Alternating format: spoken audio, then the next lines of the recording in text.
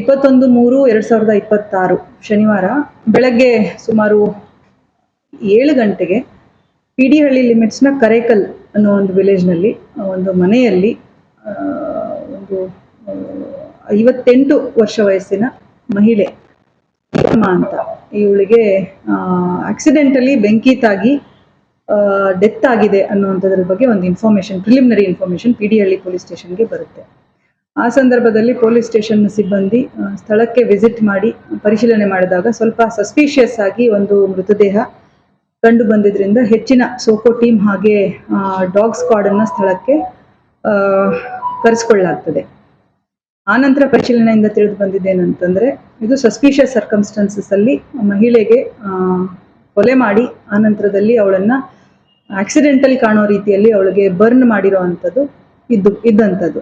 But initial information ಪ್ರಕಾರ suspicious death ಅಂತ ಹೇಳ್ಬಿಟ್ಟು UDR ಸಂಖ್ಯೆ 2/26 194 ಸಬ್ಸೆಕ್ಷನ್ 3 ಸಬ್ಸೆಕ್ಷನ್ 4 ಆಫ್ BNSS ಅಲ್ಲಿ ಪ್ರಕರಣ ದಾಖಲು ಮಾಡಲಾಗ್ತದೆ. ಸೊ ಇದರಲ್ಲಿ ಮುಖ್ಯವಾಗಿ ಏನಂತಂದ್ರೆ ಈ ಮಹಿಳೆ ಏನಿದ್ದಾಳೆ ವೃದ್ಧೆ 58 ವರ್ಷ ವಯಸ್ಸಿನವಳು, ಇವಳಿಗೆ 3 ಜನ ಮಕ್ಕಳಿದ್ದು 2 ಹೆಣ್ಮಕ್ಳು ಹಾಗೂ ಒಬ್ಬ ಗಂಡು ಮಗ ಇದ್ದು, ಮಗ ಇದ್ದವನು ಅದೇ ಮನೆಯಲ್ಲಿ ಮೇಲ್ಗಡೆ ಮಹಡಿ ಮೇಲೆ ಮಗ ಮತ್ತೆ ಸೊಸೆ ಮಲಗ್ತಾ ಇದ್ದಂಥದ್ದು.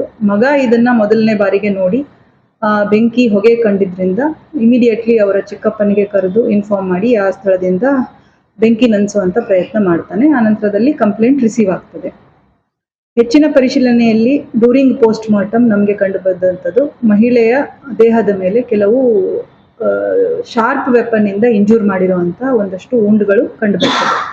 ಸೊ ಆ ನಂತರದಲ್ಲಿ ನಾವು ಪರಿಶೀಲನೆ ಮಾಡಿದಾಗ ಕೆಲವು ಆಸ್ತಿಗೆ ಸಂಬಂಧಪಟ್ಟಂತೆ ಡಿಸ್ಪ್ಯೂಟ್ಸ್ ಇವರ ಮನೆಯಲ್ಲೇ ಇದ್ದಂಥದ್ದು, ಮಕ್ಕಳು ಹಾಗೂ ಮೊಮ್ಮಕ್ಕಳು, ಅವರನ್ನ ನಾವು ಮತ್ತೆ ಹೆಚ್ಚಿನ ನಿಗಾವಣೆ ಮಾಡಿ ಹೆಚ್ಚಿನ ಟೆಕ್ನಿಕಲ್ ಡೀಟೇಲ್ಸ್ನ ಸ್ವಲ್ಪ ನಾವು ಪರಿಗಣನೆಗೆ ತಗೊಂಡು ಕರೇಕಲ್ ವಿಲೇಜ್ ಅಲ್ಲಿ ಇದ್ದಂತಹ CCTV ಫುಟೇಜ್ಗಳನ್ನ ಪರಿಶೀಲನೆ ಮಾಡಿದಾಗ ನಮಗೆ ಇದರಲ್ಲಿ ಇವರದೇ ಮೊಮ್ಮಗ ವೀರೇಂದ್ರ 22 ಇಯರ್ಸ್ ಏಜ್, ಇವನು ದುರುದ್ದೇಶದಿಂದ ಆ ಮಹಿಳೆಯನ್ನ ಹತ್ಯೆಗೈದು ಅದು ಆಕ್ಸಿಡೆಂಟಲ್ ಆಗಿ ಕಾಣಬೇಕು ಅನ್ನೋ ರೀತಿಯಲ್ಲಿ ಅವಳಿಗೆ ಪೆಟ್ರೋಲ್ ಅನ್ನ ಸುರಿದು ಬಿಟ್ಟು ಬೆಂಕಿ ಹಚ್ಚಿ ಅದು ಸಿಲಿಂಡರ್ ಬ್ಲಾಸ್ಟ್ ಆಗಿದೆ ಅನ್ನೋ ಥರದಲ್ಲಿ ಕಾಣೋ ಥರ ಅದನ್ನ ಮಾಡಿ ಪರಾರಿಯಾಗಿರುವಂಥದ್ದು.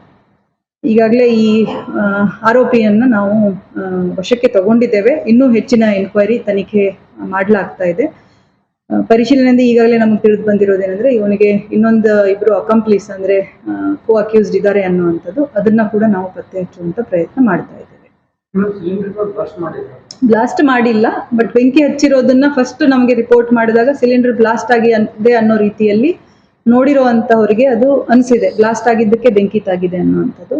ಬಟ್ ಯಾವುದೇ ರೀತಿ ಸಿಲಿಂಡರ್ ಬ್ಲಾಸ್ಟ್ ಮಾಡಿಲ್ಲ, ಬೆಂಕಿ ಹಾಕಿ ಹೋಗಿದ್ದಾರೆ. ಸೊ ಹಾಗಾಗಿ ನಮಗೆ ಇಮಿಡಿಯೇಟ್ ಬಾಡಿ ನೋಡಿದಾಗ ಬೆಂಕಿ ತಾಗಿದೆ ಅನ್ನೋದಷ್ಟೇ ಕಾಣ್ತಾ ಇತ್ತು. ಆ ಸೂಟ್ ಪಾರ್ಟಿಕಲ್ಸ್, ಬ್ಲಾಕ್ ಪಾರ್ಟಿಕಲ್ಸ್ ಇದ್ದಿದ್ರಿಂದ ಕಟ್ ವೂಂಡ್ಸ್ ನಮ್ಗೆ ಗೊತ್ತಾಗ್ಲಿಲ್ಲ ಫಸ್ಟ್ಗೆ ಬಾಡಿ ನೋಡಿದಾಗ. ಯಾವಾಗ PM ಅಲ್ಲಿ ಕಂಪ್ಲೀಟ್ ಬಾಡಿ ವಾಶ್ ಮಾಡ್ಲಾಯ್ತು ಅವಾಗ ನಮ್ಗೆ ವೂಂಡ್ಸ್ ಇದ್ದಿದ್ದು, ಇಂಜುರೀಸ್ ಇದ್ದಿದ್ದು ಶಾರ್ಪ್ ವೆಪನ್ ಇಂದ ಕಂಡು ಬಂತು. ಹೆಚ್ಚಿನ ಭಾಗ ಆಸ್ತಿಗೆ, ಆ ಲೇಡಿ ಅವರಿಗೆ ಆಬ್ಸ್ಟ್ರಕ್ಟ್ ಮಾಡ್ತಾ ಇದ್ರು, ಯಾವುದೇ ರೀತಿಯಾದಂತಹ ಪ್ರಾಪರ್ಟಿನ, ದುಡ್ಡಿನ ಅವಶ್ಯಕತೆ ಇತ್ತು ಈ ಹುಡುಗನಿಗೆ. ಹಾಗಾಗಿ ಈ ಆರೋಪಿಗೆ ಅದನ್ನ ಮಾಡ್ಲಿಕ್ಕೆ ಅವಕಾಶ ಕೊಡ್ತಾ ಇರ್ಲಿಲ್ಲ ಅವರು ಅನ್ನುವಂತ ಒಂದು ಕಾರಣಕ್ಕೆ ಅವ್ರಿಗೆ ಈ ತರ ಮಾಡಿರುವಂಥದ್ದು.